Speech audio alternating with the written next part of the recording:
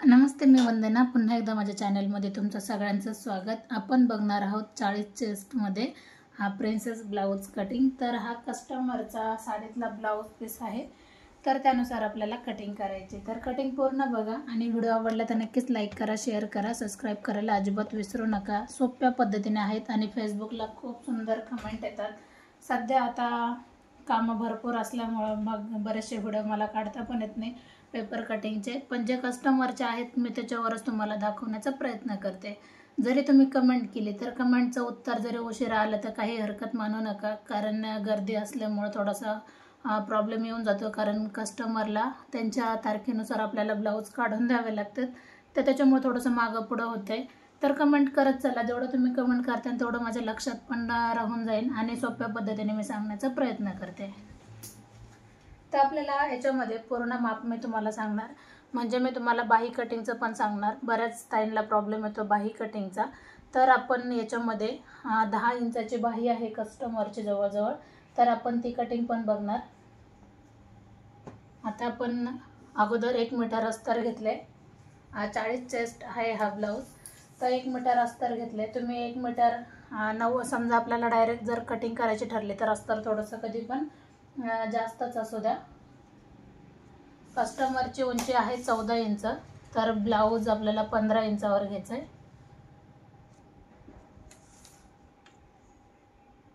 उंचीमध्ये तुम्ही कमी जास्त करू शकता.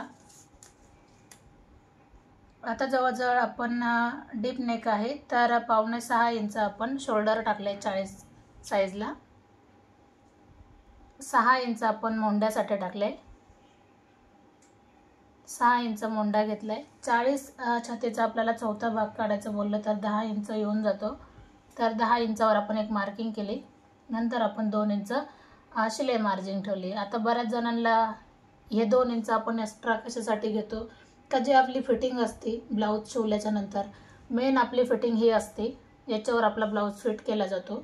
आणि जे कडेला असतं उरलेला कपडा हा जरी आपल्याला कमी जास्त झाला तर याच्यासाठी ही आपली मार्जिन असते.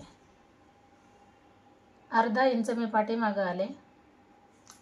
जे नवीन आहेत त्यांनी जुने पण व्हिडिओ पाहत चला, म्हणजे तुम्हाला थोडंफार त्याच्यातून पण थोडंफार समजेल. अर्धा इंच 1.5 इंच आपण पाठीमागच्या साईडला आपण राऊंड घेतो आणि 1 इंच फ्रंट बाजूला. तर ह्या 2 गोष्टी कंपल्सरी ठेवतो आपण. आता तुम्हाला गोल राऊंड देताना कोणती गोष्ट लक्षात घेतली पाहिजे, आपण ह्या लाईनपर्यंत घेतलं आहे हे माप, तर जेवढं बसतंय 4.5ला 2 लाईन कमी, तर आपल्याला तेवढंच वरती पण घ्यायचं आहे आणि मग तेच लाईन आपल्याला याला जोडून घ्यायची. काही एकदम परफेक्ट असं माप बसतंय आणि हे आपल्याला इथं जॉईंट करायचं आहे. तर अशा पद्धतीने आपला हा मोंड्याचा आकार येऊन जातो. आता कंबर किती आहे कस्टमरचं त्याचा आपल्याला चौथा भाग घ्यायचा आहे. कंबर घेरा आहे 36, तर चौथा भाग येतो 9 इंच. त्याच्यामध्ये आपण 1 इंच टक्ससाठी घ्यायचं आहे आणि 1.5 इंच आपलं शिलाई मार्जिन घ्यायची. आता काहींचं काय होतं, पूर्ण माप पण एक येऊन जातं. जशी ही सरळ लाईन आली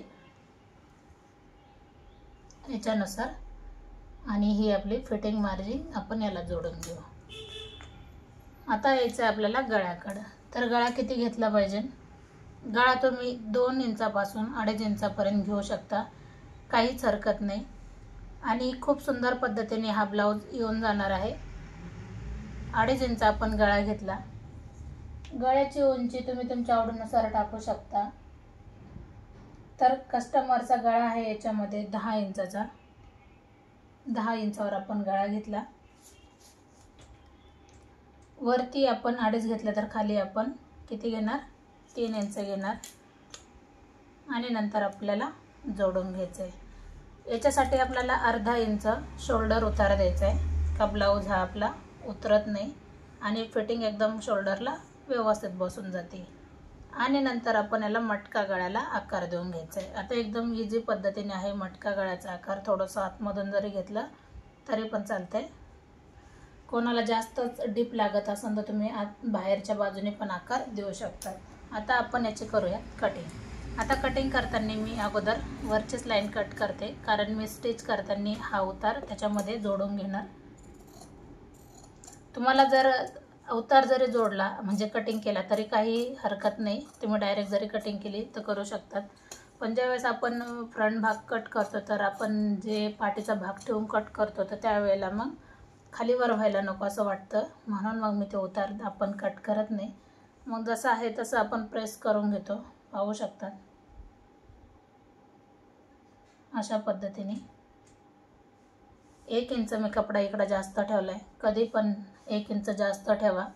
प्रिन्सेस ब्लाऊजची पद्धत वेगवेगळी आहे ज्यावेळेस आपण कटिंग दाखवतो.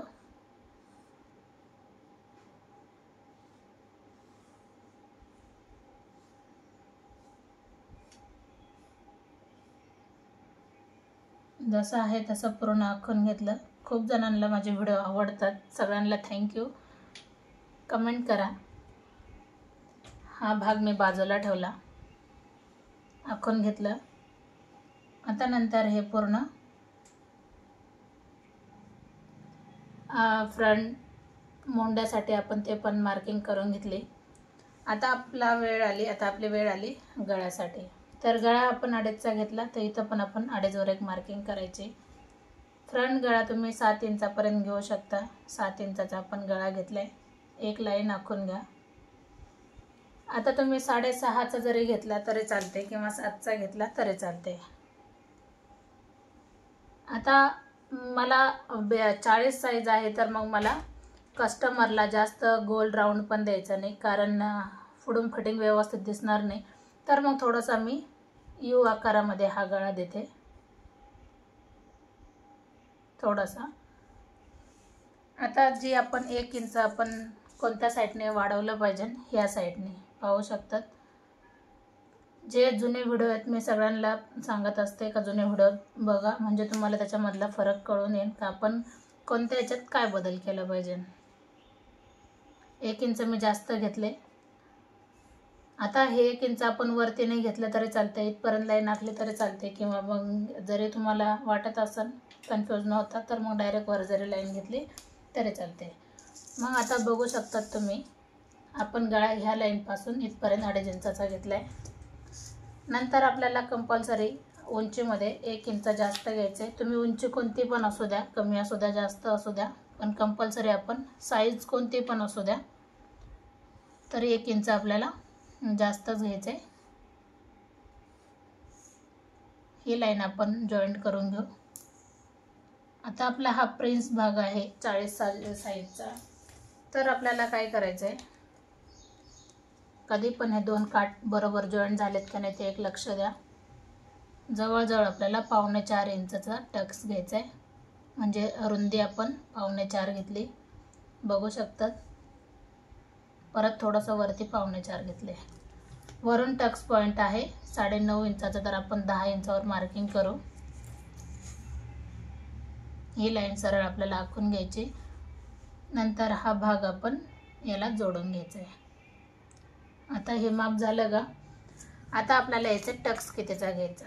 40 चेस्ट आहे, हेवी चेस्ट आहे, तर तुम्ही याच्यामध्ये मोठा जरी टक्स घेतला तरी चालते. मग ह्या बाजूने आपल्याला 1 इंचाचा घ्यायचा आहे आणि इकडच्या बाजूने 1 इंचाचा, म्हणजे हा टक्स कितीचा झाला, 3 इंचाचा झाला.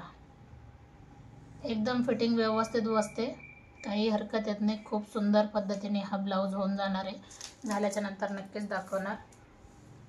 तर 3 इंचाचा टक्स झालाय. हेवी चेस्टमध्ये कधी पण टक्स जास्त घ्या, म्हणजे ब्लाऊज फिटिंगला व्यवस्थित बसतो. आता जे 2 इंच आपण घेतले, हे 2 इंच आपण बाहेर घेणार. ती लाईन आपल्याला मोंड्याच्या बाजूला जोडून घ्यायची. नॉर्मल एक लाईन एवढं आपण बाहेर ठेवलंय. परत आपल्याला तिरकी लाईन याला अशा पद्धतीने जोडून घ्यायची आणि ह्या लाईनपासून आपल्याला इकडे तिरका जोडून घ्यायचे. परत एकदा गळ्याकडे आपल्याला अशा पद्धतीने जोडून घ्यायचे. आता बघू शकतात किती सुंदर आणि सिंपल पद्धतीने मी तुम्हाला कटिंग सांगण्याचा प्रयत्न केला आहे. तर आपण आता याची कटिंग करू. आता कटिंग करताना नीट लक्षात घ्या, जी आपण तिरकी लाईन घेतली आणि जे आपण 1 इंच जास्त घेतले ते आपण कटिंग केले. आता याच्यामधून बऱ्याचशा गोष्टी बाहेर निघल्यात, बघू शकतात. आता ही तिरकी गळ्याकडची लाईन जे आपण एक्स्ट्रा 1 इंच घेतलं होतं ते कुठपर्यंत काम आलं आपल्या ते पण तुमच्या लक्षात येऊन जाते.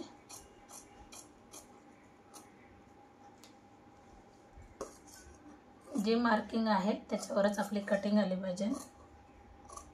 थोडंफार जरी नॉर्मल बाजूला झालं तरी काही हरकत नाही.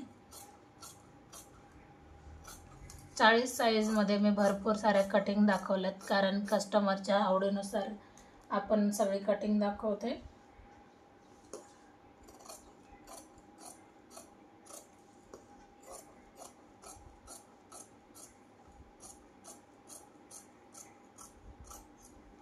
तर हा टक्स अशा पद्धतीने आपण याला काढून टाकू बाजूला. 40 साईजची आपली ही कटिंग एकदम परफेक्ट झाली.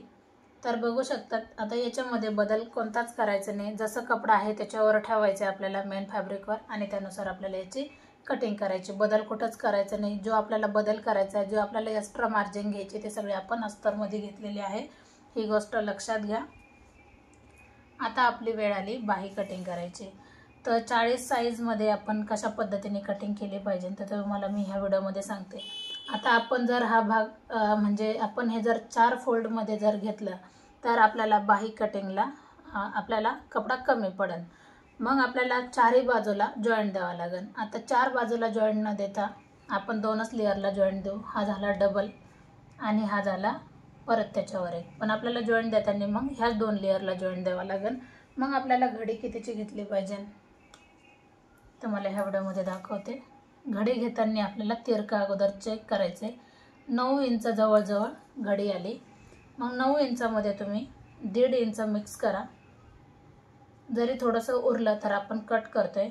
9 मध्ये 1.5 इंच मिक्स केलं तर आपल्याला 10.5ची घडी लागते. बघू शकतात. 9 इंचावर आपण एक मार्किंग केली आणि 1.5 इंच आपला उरलेला कपडा. हे झालं आपला. कधी पण हे जे आहे 1.5 इंच एक्स्ट्रा मार्जिन ते ठेवा. एकसारखं नसेल तर ही लाईन अगोदर एकसारखी करून घ्या. कस्टमरची बाही आहे जवळजवळ 9.5 इंचाची, तर आपण 10.5 इंचावर एक मार्किंग करू.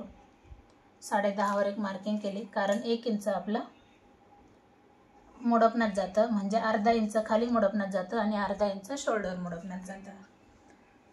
आता याच्यामध्ये जर तुमच्याकडे 4 लेअरमध्ये जरी घडी असेल तर पद्धत सेम हीच टाकायची. 3.5 इंच मी खाली येणार. 3.5 इंच खाली आल्याच्या नंतर आपल्याला आकार द्यायचा आहे अशा पद्धतीने. आता हा अंतर तुम्ही 2 इंचाचा जरी ठेवला तरी चालते, म्हणजे तुम्हाला सोपं जाईल. नंतर आपण 6 इंच दंड घेर घेऊया.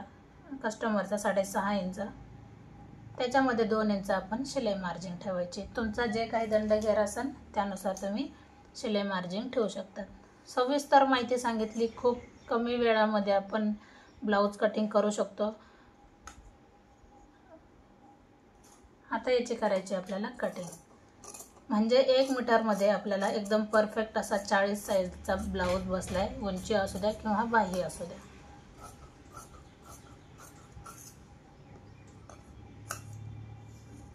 तर पाहू शकतात अशा पद्धतीने बाही कटिंग झाली. आता आपल्याला 2च बाजूला जॉईंट द्यायचा जर ठरला तर आपण कसं देणार. आता हा वरती कपडा जास्त आहे तर मग शक्यतो आपण वरच्याच भागाकडे जास्त लक्ष द्यायचं आहे, आणि हा असा जरी ठेवला तर उरलेला जेवढा आहे तेवढा आपल्याला कट करायचं आहे. थोडंसं जरी खालच्या बाजूला ठेवला कपडा तरी चालते. थोडंसं शिवून झाल्याच्या नंतर मग त्याला एकदम परफेक्ट अशी आपल्याला उरलेला कपडा कट करून टाकायचा. जशी ही बाही एक साईडची आपली परफेक्ट आहे, मग त्यानुसार उरलेला कपडा पूर्ण कट करायचा आहे. अशा पद्धतीने आपली सोप्यात सोपी ब्लाऊज कटिंग झाली. व्हिडिओ आवडला तर नक्की लाईक करा, शेअर करा, सबस्क्राईब करायला विसरू नका. पुन्हा भेटू नवीन चांगल्या व्हिडिओमध्ये. तोपर्यंत नमस्ते.